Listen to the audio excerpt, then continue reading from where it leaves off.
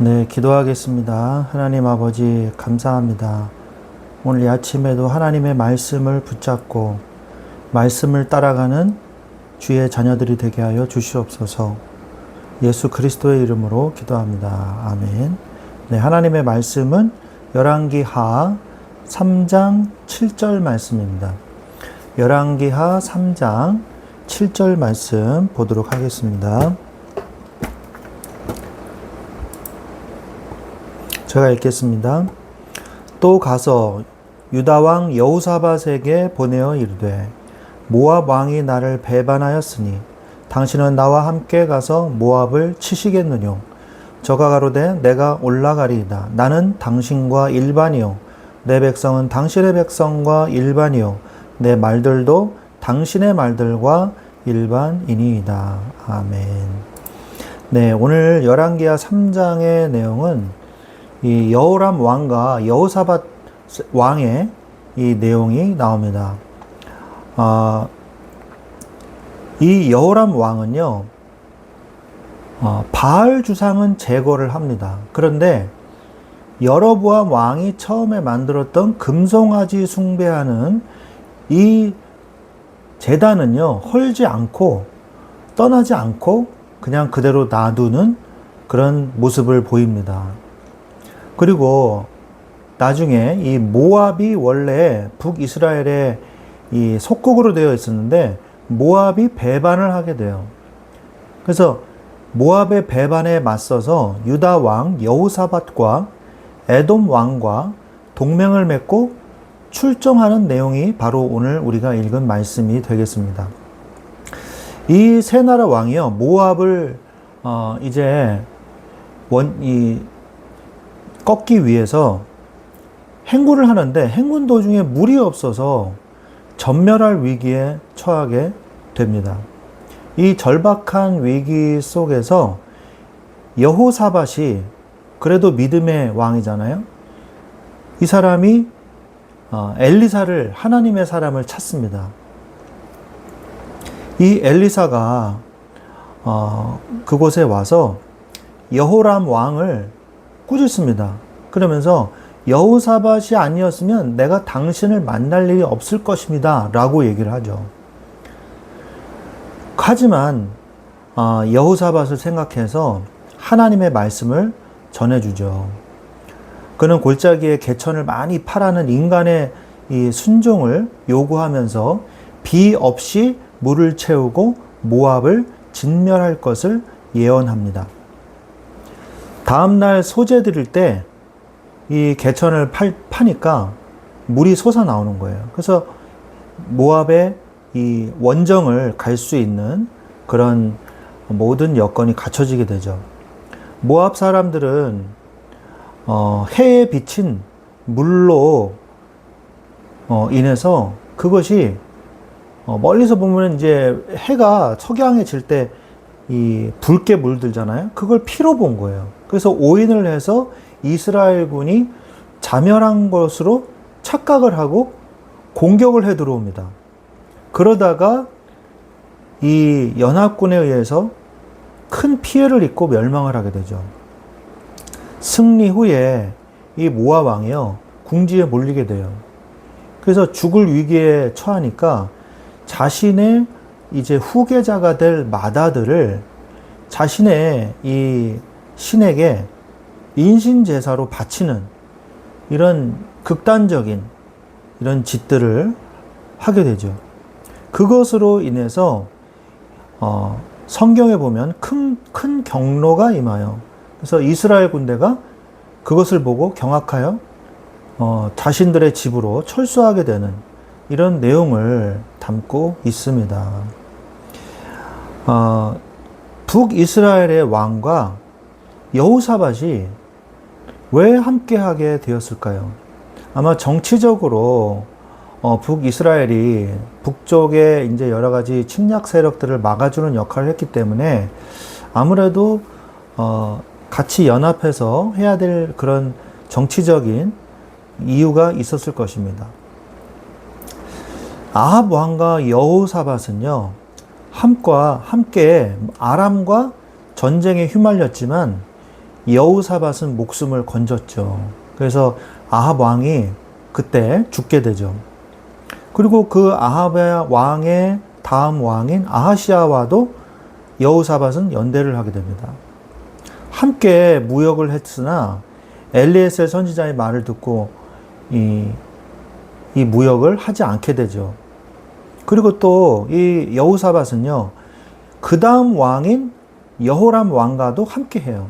이 아하시아와 여호람 왕의 이 사이는 이제 형과 동생 사이거든요. 그래서 여호람 왕이 여호사밧과 이번에 함께해서 모압 전쟁에 참여해서 승리는 합니다. 승리는 합니다만 모압 왕의 이 인신 제사로 인해서 모압 왕은 죽이지 못하고 석연치 않은 승리를 한 채 돌아가게 되죠. 그 이후에도 나중에 이 아합의 딸 아달랴가 유다 왕국에 시집을 가지 않습니까? 근데 나중에 유다 왕국에서 다윗의 씨를 말리고요, 자신이 더 계속 왕을 하기 위해서 다윗의 씨를 말리고 섭정을 하는 일도 벌어지게 되죠. 그 중에 이제 살아남은 왕이 요아스 왕이죠. 이런 것을 보면서 유다 왕국은 북이스라엘과 함께 친하게 지냄으로 인해서요, 좋은 게 별로 없었어요. 왜냐? 하나님의 뜻이 아니었기 때문이죠. 오늘날도 우리가 하나님의 자녀들이 불신자와 연합하는 일을 하면 안 되는 것입니다. 근데 여기서 우리가 착각하지 말아야 될 게, 오해하지 말아야 될 게, 불신자와 상종도 하지 말라, 불신자와 친하게 지내지 말라, 이런 말이 아니에요. 불신자 친구, 하나님 안 믿는 친구도 있을 수 있죠. 그죠? 우리끼리만 따로 열심히 잘 살아보자, 이런 이야기가 아니에요. 세상 사람들과, 하나님 안 믿는 사람들과도 친하게 지내야 전도도 하고 복음도 전하고 빛과 소금의 역할도 할 수 있을 거 아닙니까? 그러나 여기서 연합한다는 말은요, 혼합되지 말라는 얘기예요. 자신의 정체성은 지키되 그들에게 영향력을 주는 사람이 되라는 말이거든요. 하나님은 신자를 통해서 세상에 복을 내리십니다. 그래서 하나님은 그들에게, 세상 사람들에게 선한 영향력을 주기를 원하세요. 고린도후서 6장 14절에 보면 너희는 믿지 않는 자와 멍에를 함께 매지 말라. 의와 불법이 어찌 함께하며 빛과 어둠이 어찌 사귀며, 이 말씀이 있거든요. 또한 그들에게 그들을 돕고 회개하도록 도와야 돼요. 불신자에게 복음을 전하는 자가 돼야 돼요. 그래서 마태복음 28장 19절에 20절에 이 땅끝까지 이르러 내 증인이 되리라. 이 사도행전 1장 8절에도 말씀하셨고요. 땅끝까지 너희와 항상 함께 있겠다라고 말씀하시지 않았습니까? 또한 불신자와 함께 악한 일에 연합하거나 동조하면 안 돼요. 소금이 되되 맛을 잃지는 말아야 된다는 것이죠. 마태복음 5장 13절에서 14절 말씀에 보면 너희는 세상의 소금이니 소금이 만일 그 맛을 잃으면 무엇으로 짜게 하리요? 후에는 아무 쓸데없이 다만 밖에 버려져 사람에게 밟힐 뿐이니라. 너희는 세상의 빛이라. 산 위에 있는 동네가 숨겨지지 못할 것이요 라고 말씀하고 계십니다. 그래서 우리가 이 말을 기억을 해야 돼요. 불신자와 연합할 수는 있지만 혼합되지 말라는 거예요. 불신자와 혼합돼서 가나안 민족이요, 그 땅에 살고 있을 때 하나님이 왜 가나안 민족을 받아들이지 말라 그랬습니까?